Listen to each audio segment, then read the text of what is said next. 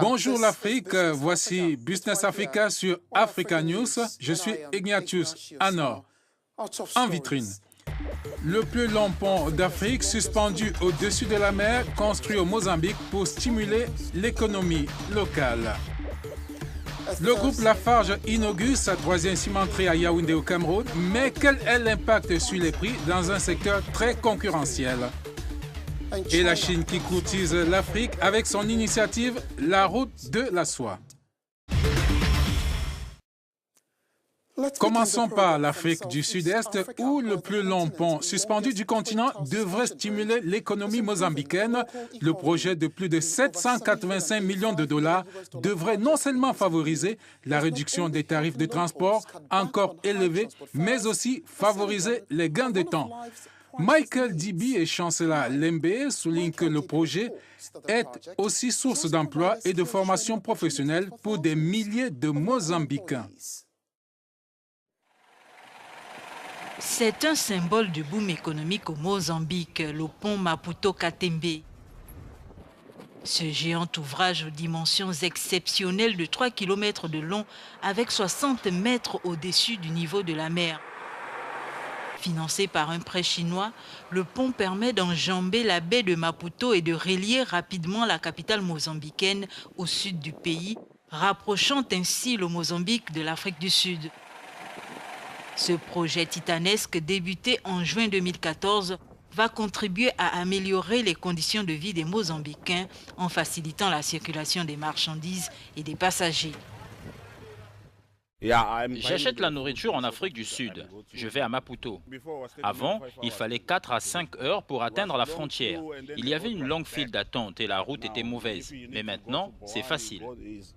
Inauguré en novembre dernier, le coût de la construction de cette infrastructure s'élève à 785,8 millions de dollars, dont 95% du financement est assuré par la Chine sous forme de prêts préférentiels et de prêts aux acheteurs. Selon les promoteurs, le projet a créé jusqu'à présent 3 788 emplois pour la population locale et offert des possibilités de formation professionnelle à des milliers d'employés locaux.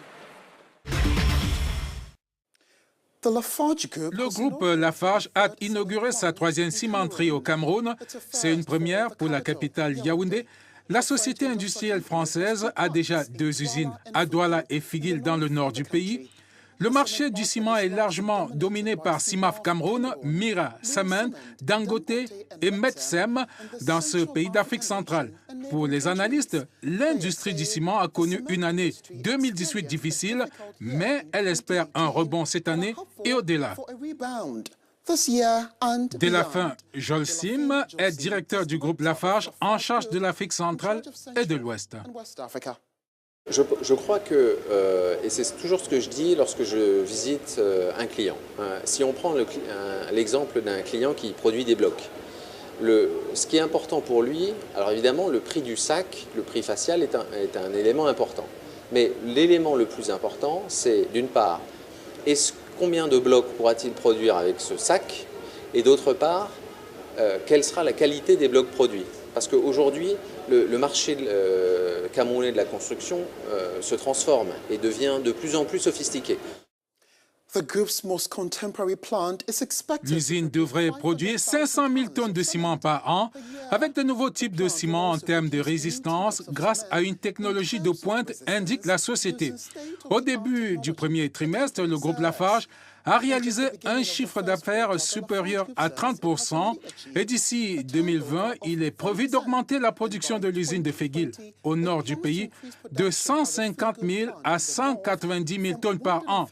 Selon le ministère de l'économie camerounais, la demande de ciment augmente considérablement en raison des grands travaux tels que les ports, les barrages et les routes. La demande augmente de 10% en moyenne par an. It estimates an average growth rate of 10%. Alors, comment cela affecte-t-il les prix face à une concurrence intense? Martin Ogbazing est économiste camerounais. Je lui ai d'abord demandé si cette usine de ciment est symptomatique de la croissance du marché au Cameroun, puisqu'il s'agit de la troisième usine de ce groupe, avec des investisseurs comme les cimenteries Dangote et d'autres déjà sur le marché. Le fait qu'il y ait suffisamment d'entreprises qui souhaitent s'installer au Cameroun dans la cimenterie démontre d'une certaine manière la vitalité de notre économie, de l'économie du Cameroun et par ricochet de la sous-région, de celle de la sous-région. Parce que comme vous le savez très bien, lorsque le bâtiment très haut pays va, l'économie va aussi bien.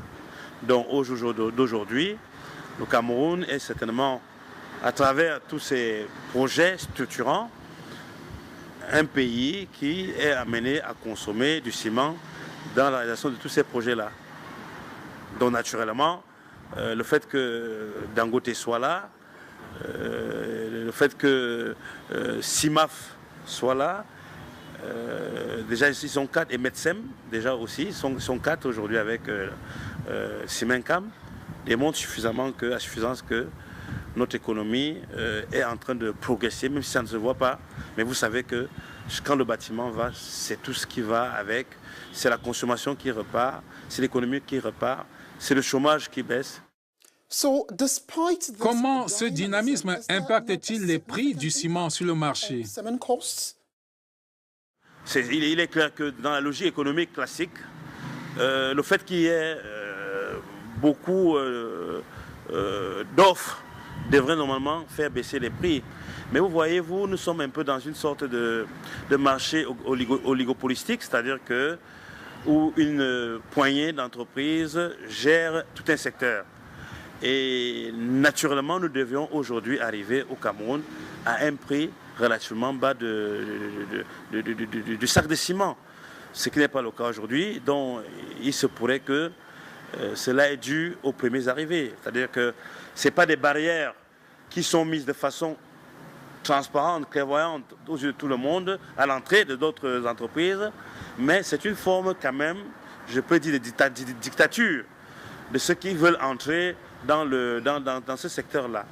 Il est clair qu'au jour d'aujourd'hui, nous voyons comment est-ce que cet impact des quatre entreprises productrices de ciment intervient au Cameroun ne permet pas de voir comment est-ce que le prix baisse. Quelles sont les perspectives du marché du ciment au Cameroun à moyen et à long terme? Oui, au regard de tous les projets que le Cameroun a engagés pour être émergent en 2035, nous pensons concrètement que les perspectives pour cette filière, pour ce secteur d'activité, ne peuvent être que positives. Vous savez très bien qu'en dehors de ce qui a déjà été engagé, il y a tous les programmes concernant les logements sociaux de l'État.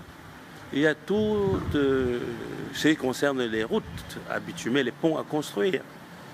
Le secteur du ciment ne peut qu'être un secteur à bonne performance en termes d'attente.